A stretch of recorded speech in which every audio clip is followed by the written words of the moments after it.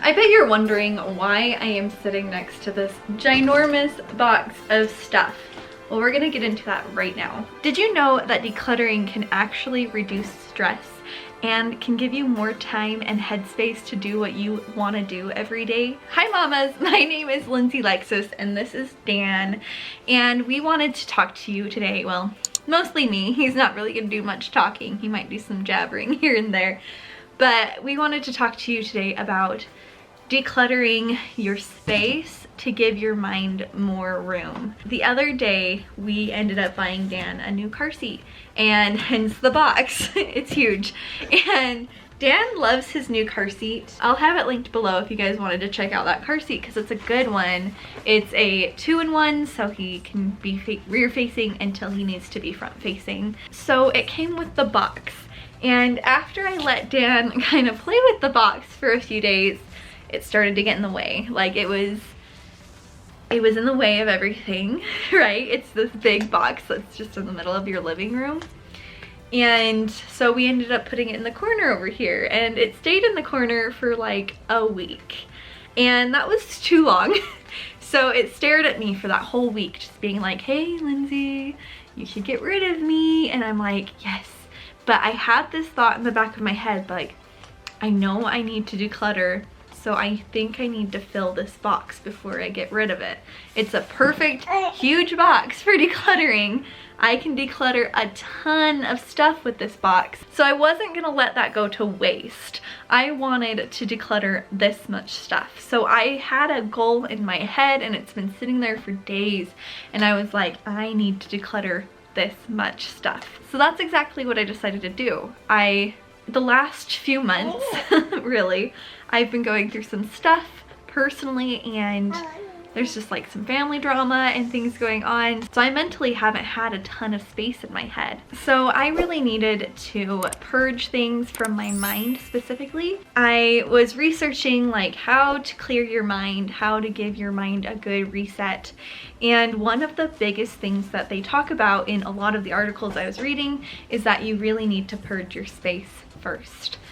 Because there's too much inventory going on, there's too many things that you have around in your space that you have to think about and you have to see every day, and being able to purge the things that are like weighing you down. This whole room back here was weighing me down, and just seeing the difference from when I started to now, even though there's still stuff in there that I still could get rid of, I didn't want to take a ton of time. I just wanted to have that first like layer, the shell being taken off, so that I can get down inside to the stuff that I don't really like, the stuff that I use but I don't need.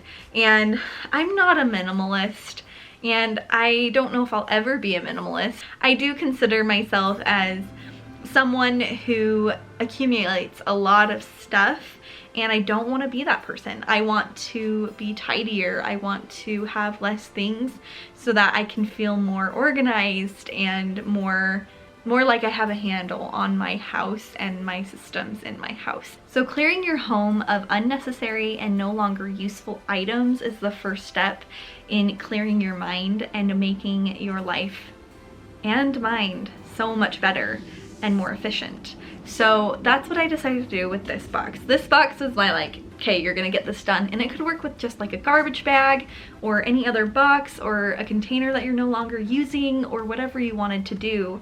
It would work for any of those things. So go ahead and go find one thing that you could fill up really quick and take to a donation center, or find items in your house that you could sell on Facebook Marketplace and make a little bit of money, or find things that you need to get rid of that you're no longer using that are just taking up room in your house and in your head. So if you're having trouble getting started with something like this, in my last video I ended up talking about a book called The 5-Second Rule, and if you guys want to check out like what that is, you can go check out my last video or go look up Mel Robbins. She's awesome. I'll have the book linked below.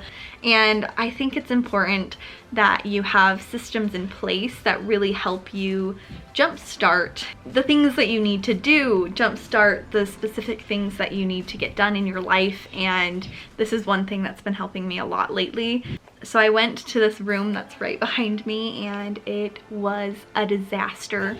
But I knew this room back here would have a ton of stuff to get rid of. I was actually hoping that I'd go into this room and be able to fill up the box with just going into this one room. So this room was very daunting though. I walked in and it felt very overwhelming. And I didn't let my brain take over. I used the 5-second rule to just start doing things and throwing things in this box over here.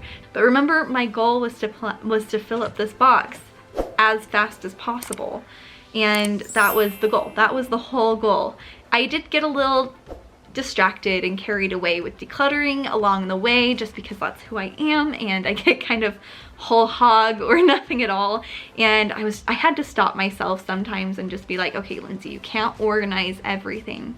You can't organize this whole space. You just need to get the box done. You just need to fill up the box. Later you can come in and organize things and get rid of some more things because we're just doing a layer, right? And I had to take myself out of the equation because I have this thing where I feel guilty getting rid of things that people give me, or getting rid of things that people spent money on, or getting rid of things that I spent money on or Devin spent money on.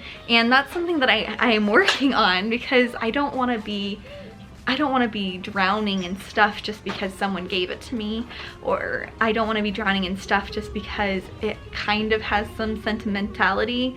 I have those memories. Those are the most important things, are the memories. So like I said, I needed to find the items in my house that made me feel guilty for keeping them, made me feel guilty for not using them, made me feel guilty for paying money for them when I'm not using them. And those are the things that I was specifically looking for.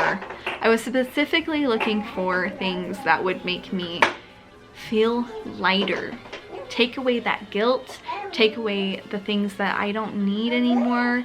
Now I'm just looking at my space and I'm saying no guilty items will be kept in this house anymore. No guilty reasoning for keeping something. None of this stuff will have guilt written all over it because that's not healthy.